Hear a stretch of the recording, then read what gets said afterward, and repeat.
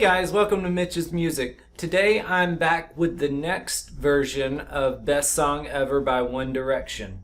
And in this version we are going to use chords, our slight chords, to play this song. And I'm doing something today that I don't suggest doing in most cases. I hardly ever use a capo with my electric guitar because most of the time once you learn chords, they're not really needed that much. The only time I normally use capos is when I'm playing songs by myself on the acoustic and I need to change the key. And because of what I'm playing, it just works better with a capo. So I can play the melody and any of the riffs in the song at the same time. And normally I do that when I'm playing by myself just to make things easier. Most of the time when I'm playing with a band, I don't use a capo.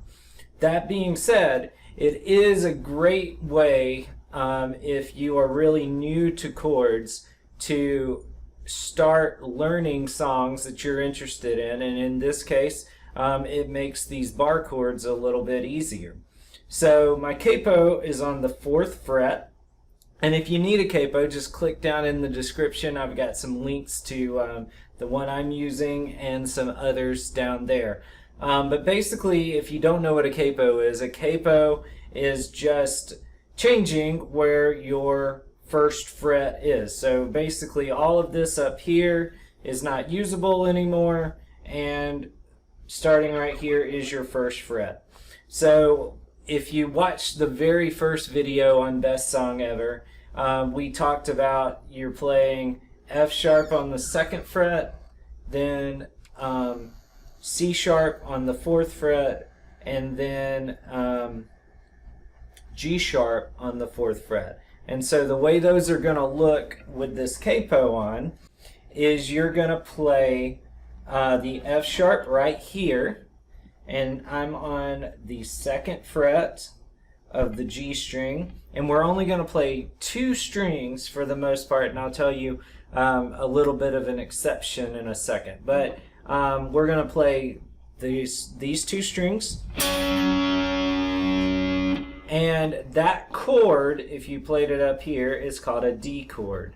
Alright, so that's going to take the place of the F sharp in the original song. So that's the very first chord. So here, then the next one is going to be here. So you're going to move from the G string on the 2nd fret to the D string on the 2nd fret, and you're going to play the A string and the D string at the same time. Alright, and then the last one, you're going to play on the 2nd fret of the A string, and you're going to play the E string and the A string at the same time. So the whole thing goes like this here. And like I said, if you're playing these chords up here, this one, this one down here would be a D, this is an A, and this is an E. So right here, this one's taking the place of the F sharp, this one's taking the place of the C sharp, and this one is taking the place of the G sharp. Alright, so let's play it together really, really slowly. And remember, play only these 2 strings. So D and G here, A and D here, then E and A here.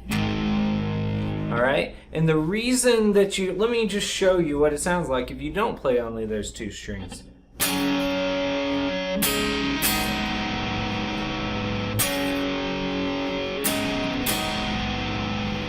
So not too good, right? So you want to make sure that you keep to only those 2 strings, and that's one reason I'm okay with using the capo, because we're learning something here. We're learning how to control our pick and only play the strings that we want. Now, I did tell you about an exception. The only exception I would make is when you're playing this chord right here, if you bump the A string, that's fine.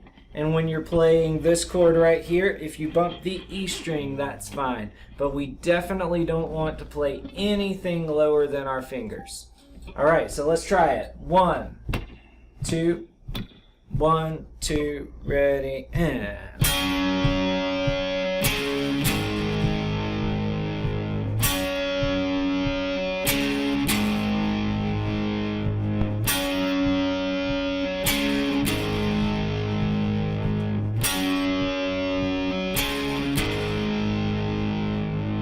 Alright guys, I hope you found this video helpful. If you did, click that subscribe button below and stay tuned for the tab that goes along with this song. I'll see you next time, and be looking for the next video in this series. I've got one more coming out, so be looking for that. See you next time.